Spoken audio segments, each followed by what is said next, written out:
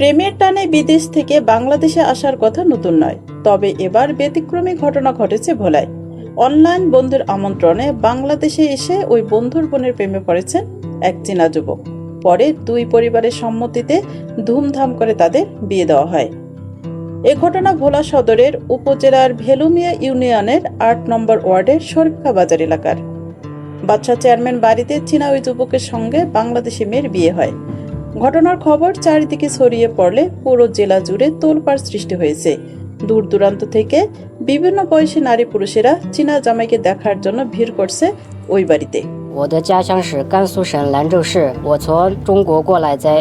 জানা যায়, ভোলায় রনি নামে এক যুবকের সঙ্গে সামাজিক যোগাযোগ মাধ্যম ইউচ্যাটে পরিচয় হয় ইরিচা চং ওরফে মাওয়ের হুয়া নামে ওই চীনা যুবকের।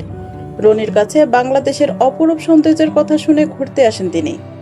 ঢাকায় ঘোরাঘুরি শেষে ভোলায় রনিদের বাড়িতে বেড়াতে আসেন। কয়েকদিন থাকার পর বন্ধুর বোনকে দেখে তার প্রেমে পড়ে যান ওই চীনা যুবক। গ্রাম দেখছে, গ্রামে অনেকদিন ঘুরছে, ঘোরার পরে আমার ছোট বোনকে দেখছে। গ্রামে আমার বাসা ছিল, তো আমার বাসা থাকতে থাকতে আমার ছোট বোনকে দেখছে। দেখার পর ওরা আমার ছোট বোনকে ভালো লাগছে, পছন্দ হয়েছে। ওর ফ্যামিলিকে বলছে, আমাদেরকে কিছু জানায় না। ফ্যামিলিকে বলছে, ওর ফ্যামিলি আবার আমাকে বলছে। কারণ ওর ফ্যামিলি আমার বাসায় যে কারোর সাথে কথা বলবে ওরকম কেউ নাই, আমি ছাড়া আমার সাথে কথা বলছে। বলার পর আমি আমার ফ্যামিলির সাথে কথা বলছি। ওই জায়গায় আমার বাবা আর কি রাজি ছিল না। আমার বাবা ভয়ের ভিতরে ছিল যে অনেক দূরে আর অন্য কিছু হইতে পারে। পরে আমরা প্রায় 10-12 দিন ওর সবকিছু বিস্তারিত জানছি, ওর ইন্ট্রো, ও আসলে সত্যি চাইনিজ কিনা, ও মুসলিম কিনা। রনি জানান, ইরিচা চং ওরফে মাওয়েন হুয়া চীনের লুনজু শহরে মুসলিম পরিবারের সন্তান। তার বাবার নাম মেস উধা। তিনি ওই শহরের একটি মাদ্রাসায় পড়াশোনা করেন। স্নেহারা লিলি, সময়ের কলম।